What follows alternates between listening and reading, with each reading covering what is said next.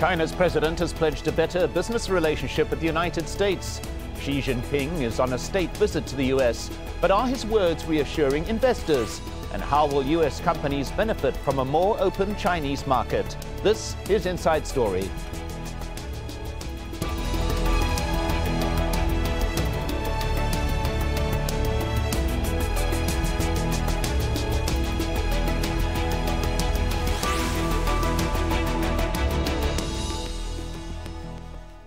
Hello and welcome to the program. I'm Mike Hanna. The two powerhouses of the global economy are holding meetings this week as China's President Xi Jinping completes his state visit to the US. The leader of the world's second biggest economy is on a whirlwind tour aimed at strengthening relations and increasing trade ties. But there are a number of delicate issues both sides must navigate. Chiefly tech and cybersecurity will be high on the agenda. And before heading to Washington, D.C., the Chinese president has been meeting technology and business leaders in Seattle. We'll get to our discussion in a moment, but first, a story from Al Jazeera's Alan Schaufler. Chinese President Xi Jinping is headed for Washington, D.C. in high-level talks with President Obama, his first official state visit to the U.S. He'll meet with members of Congress and address the United Nations. But first, he'll spend 3 days in the Seattle area, meeting with business leaders. Former Washington Governor Gary Locke served as U.S. ambassador to China under President Obama. Between our two countries, every day flow almost $1.5 billion of goods and services, and millions of jobs in America depend on that trade with China. Our trade has grown astronomically over the last several years. Xi is scheduled to tour a Boeing manufacturing plant and reportedly have dinner with Microsoft's Bill Gates. American tech firms are looking for some kind of assurances that they can do business fairly in China without undue government interference. Obviously, a big concern about cybersecurity. Obviously, a concern about the lack of a level playing field for American firms in China, discrimination against foreign firms, as well as the lack of a rule of law and inadequate protections of our intellectual property, our trade secrets. Xi is the fourth consecutive Chinese leader to visit the Northwest. Longtime tech writer and current Seattle Times columnist Briar Dudley sees the area as a natural stopover. They want to encourage entrepreneurs to build companies that thrive not just in China, but thrive internationally. And what better examples are there to come to Seattle and look at Microsoft and look at Starbucks and look at Boeing? It will likely be a soft landing in the West before more substantive talks and a harder line at a much higher level back east. We are preparing a number of measures that will indicate to the Chinese that this is not just a matter of us being mildly upset, but is something that will put significant strains on the bilateral relationships. So I think it's a good cop, bad cop situation where we can play good cop here and talk about entrepreneurialism and good relationships and trade relationships. And then hopefully Obama's going to play the bad cop and take a firmer line on some of these things. The visit comes at a time when China is flexing its military muscle and trying to solidify territorial claims in the South China Sea. Those issues, along with cybersecurity and trade, all expected to be on the agenda when the two presidents meet. Alan Schaufler, Al Jazeera, Seattle.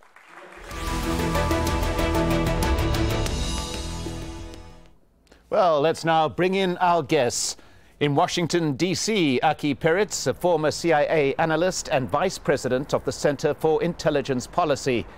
In Beijing, we have Victor Gao, director of China National Association of International Studies.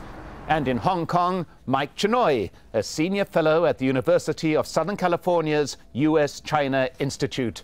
Welcome to you all. Let's begin with Peritz in Washington. The issue of cybersecurity. President Obama went so far as to say that cyber attacks are a national security threat. Is this an issue that could have a major impact on the U.S.-China relationship? It certainly should. One of the major narratives here in Washington is that China is, even though it's a very major economic power, it's stealing everything from an intellectual property rights perspective, including a lot of national security issues. One of the biggest stories here in D.C., especially among the intelligence business, is that the attack or the data breach of the Office of Personnel Management that took over 22 million pieces of information on individuals. In fact, just yesterday, OPM said that the hackers, probably China-based hackers, took over 5 million fingerprint pieces of data. So what does that all mean? As of in Congress, they actually said that this information has not been used for financial chicanery quite yet, but it is quite an important issue for the folks here in the intelligence community and also here in Congress and elsewhere. Well, Victor, complicating the issue is the fact that China says it itself has come under cyber attack and denies any complicity in the attacks that have taken place against U.S. institutions. Well, both China and the United States are the two largest cyber nations in the world, and both of us have the highest stake involved if anyone violates the integrity of the cyberspace. Therefore, I think despite all the problems between China and the United States, the better way is for China and the United States to engage with each other as partners to discuss grievances or problems that may be in existence between the two countries and overcome these problems, and also come up with an overarching international framework whereby the integrity of the cyberspace can be better protected. Single-handed accusation of the other without producing convincing evidence is the wrong way to deal with cybersecurity issues between China and the United States. Both need to respect the other, and both need to work with the other side to come up with effective ways to minimize, if not reduce, the risks of cybersecurity attacks. Mike Chinoy, do you think it is possible to structure some kind of agreement that will, as Victor says, create that atmosphere of trust between the parties and create an overarching policy of cybersecurity? There's no question that in this summit meeting, trying to figure out whether that's possible is going to be a very key priority. The Chinese side has indicated a willingness to try and discuss some kind of rules of the road. The U.S. has made it clear it needs something like that. But I think, in all honesty, the reality is that these kinds of cyber hacking, stealing of secrets is going to continue. I think states do this naturally. And so I would be very surprised, whatever agreement officially comes out of the summit, if it really addresses the problem. Victor Gall, the other issue is that of intellectual property accusations against China of theft of certain forms of intellectual property, and certainly U.S. companies expressing reservations about operating in China because of certain restrictions that they claim are placed on them by operating there. Is this something that is going to be discussed at the summit? IPR issue definitely will be one of the more important issues to be discussed between President Xi Jinping and President Obama. However, if you look at the Chinese situation, for the past 37 years, China has made progress by leaps and bounds in terms of protecting IPR. We started 37 years ago with no knowledge base of IPR rights. As a matter of fact, there was no property right itself. Other than intellectual property rights to talk about in China. But now China actually is one of the most important countries in coming up with copyrights applications, for example. And China definitely will want to go in the right direction of ensuring greater protection to IPR. It takes time sometimes. And I think between China and the United States, again, the two most important IPR countries in the world, we need to deal with this issue as it is by respecting each other and by working with each other, and also, again, by leading the whole world in the right direction. IPR remains a very important topic for China, and China will benefit if all the parties concerned can respect IPR now as well as in the future. Well, Peritz, perhaps complicating the issue is the fact that China is in desperate need of innovation in terms of something that can drive its economic growth, which has been slowing down. So innovation, a key issue for China at this particular point in time. Innovation, of course, easier when you do get other intellectual properties to use, does it not? That's true. It's certainly, and this goes beyond the U.S. and China, but it's certainly easier to steal innovation and pieces that one cannot develop domestically from other places. And that's one of the things that China really needs to work on, is creating innovation hubs. Now, one of the wonderful things about the United States is that we are a nation of innovation, and that is one of the core competencies of the U.S. economy. Obviously, this means that other places, not just China, but in this case, the China is doing things to take our innovation and our ability to create new things and new ideas for their own domestic use. That makes, from an economic perspective, that makes a lot of sense. But from the American business perspective, this is something that really needs to be clamped down on very, very hard. And as we know, the Obama administration is considering putting on new restrictions on China to sort of fight this sort of IPR issue.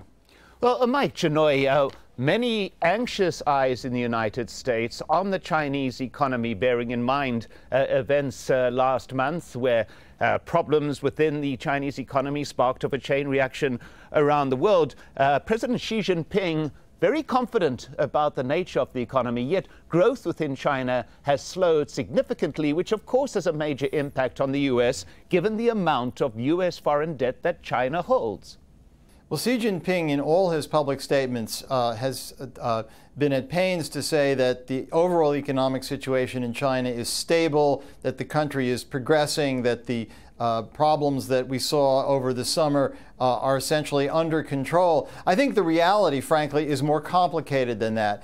Growth is slowing down. I think one of the major consequences of the dramatic drop in the Chinese stock market and the way a revaluation of the Chinese currency was handled was a change in perception, both within China and beyond.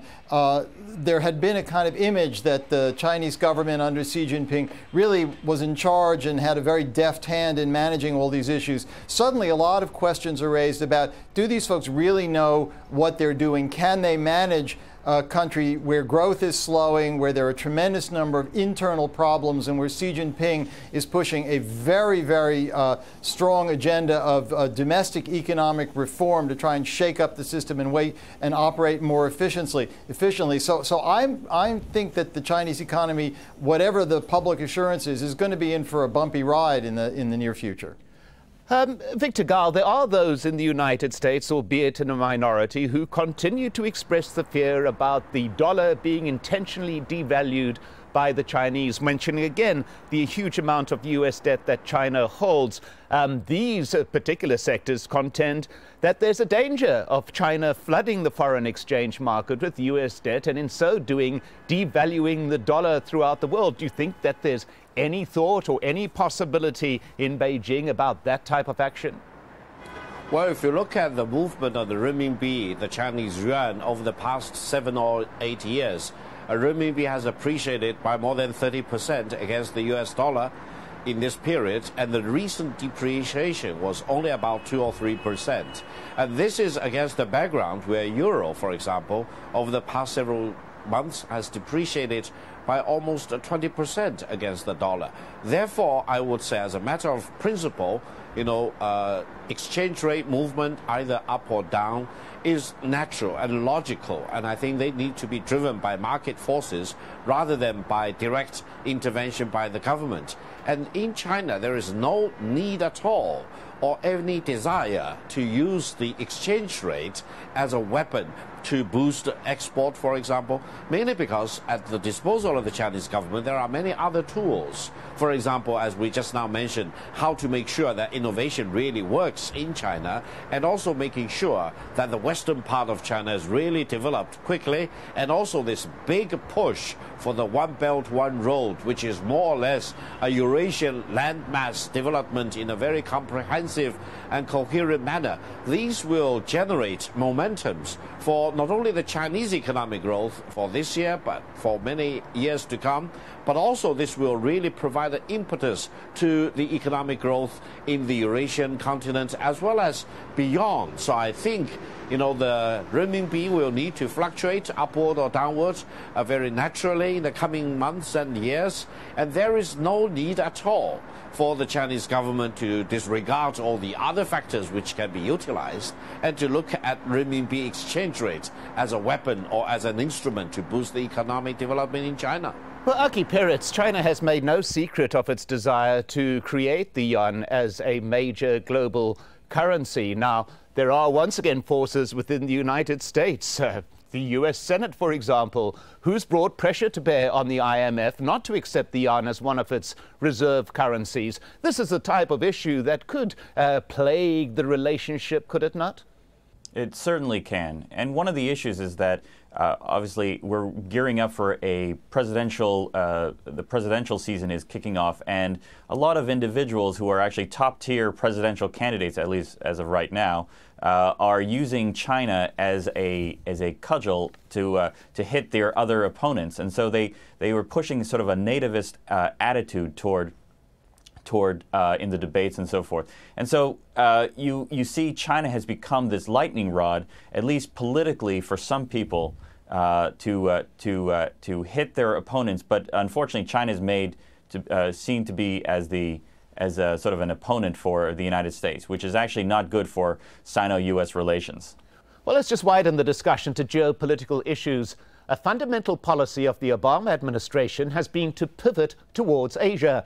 Some argue that it's seeking to counter China's influence by deploying resources on that country's borders and influencing its neighbors. In the past 5 years, the U.S. has increased its military presence across the Asia-Pacific. U.S. Marines have been sent to Australia. A defense treaty was signed placing U.S. troops at bases in the Philippines.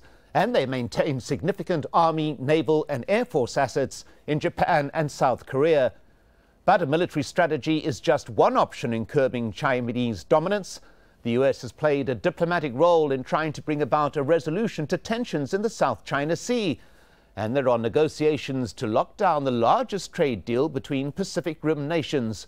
Known as the Trans-Pacific Partnership, the deal would position the U.S. as the broker of economic prosperity across the region. Well, Mike Chinoy, to what extent does China perceive this increasing U.S. presence in the region as a threat? I think there's no question that the dominant narrative in China is to see the United States' actions over the last few years, especially the so-called pivot, as an attempt by Washington to, in effect, contain China, to block its rise and to preserve American dominance in the region. American officials, for their part, have a very different take on it. They say that the pivot is a reflection of the natural American interest in Asia, that Washington welcomes China's rise, but it wants China to play by accepted international rules. And because there are so many in the States who see Chinese external behavior in the region, particularly the increasingly muscular approach that Beijing has taken, for example, in the South China Sea, where China is essentially creating islands out of sandbars and building airstrips on them. There was a period when China was being very assertive in staking its claim to the so-called the Diaoyu or Senkaku Islands, which are also claimed by Japan.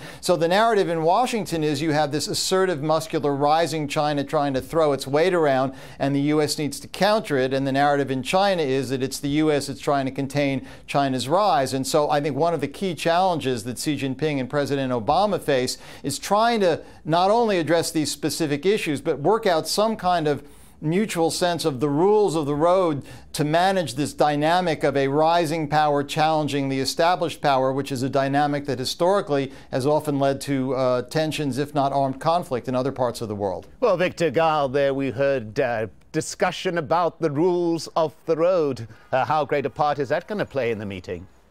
Well, I would say one biggest challenge between China and the United States is to make sure that no one miscalculates. And I would say that the pivot to Asia strategy by the United States has the danger of creating mistrust on behalf of China, and also create a confusing situation where the real intent of the United States may be, misinterpreted by China. This is not healthy for China-U.S. relations. I think fundamentally, especially during this summit meeting in Washington between President Xi Jinping and President Obama, China and the United States need to tell each other what its real intention is. Does the United States really want to derail China's peaceful rise?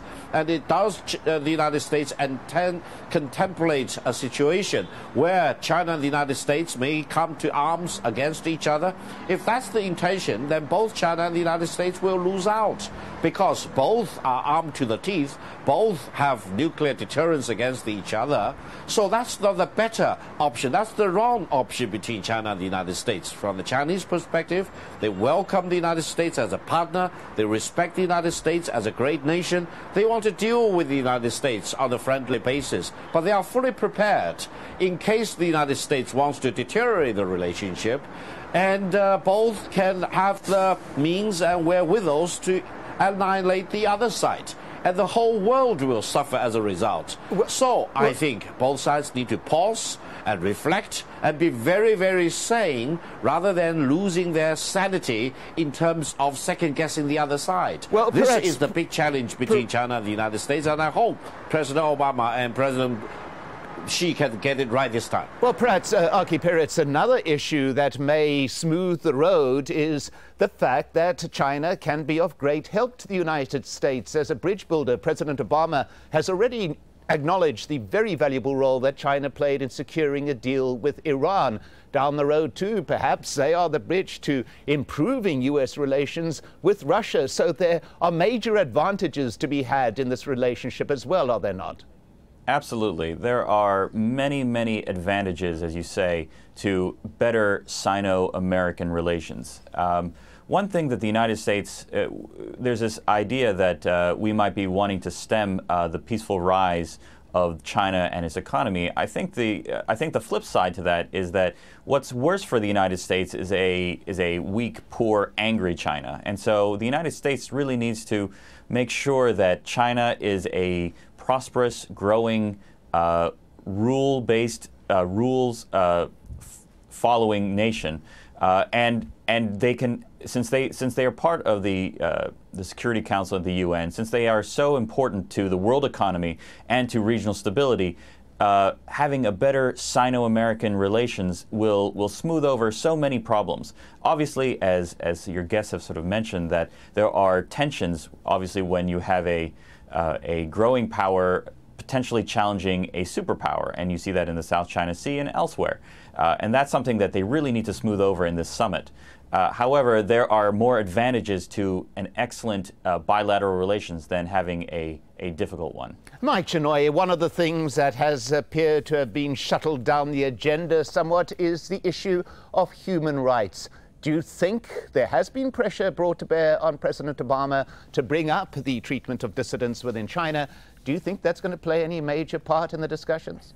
I think it will probably be mentioned, but the Obama administration, when President Obama first took office, made a conscious decision in an attempt to try and develop a better relationship with China to downplay the issue of human rights. Now, in the last couple of years in particular, the climate in China has tightened very considerably. Xi Jinping's government has been very aggressive in going after dissidents, civil society activists, activist lawyers. There have been new and tighter constraints on the Chinese media. So the overall atmosphere in China in many respects has been chillier. And so there have been calls from some in the United States that the United States should put this higher on the agenda. I think the reality is the American ability to influence China in this area specifically is quite limited, and so I don't think it's going to become as contentious an issue as, for example, it was when Bill Clinton took office,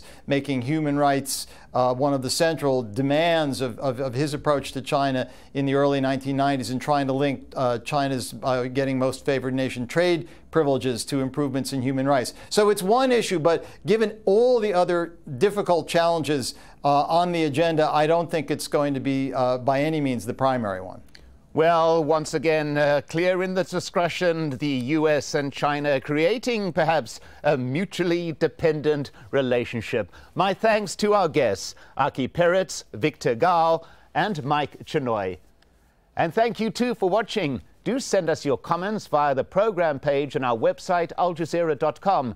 You can also post your views on facebook.com/AJ Inside Story or tweet us at AJ Inside Story.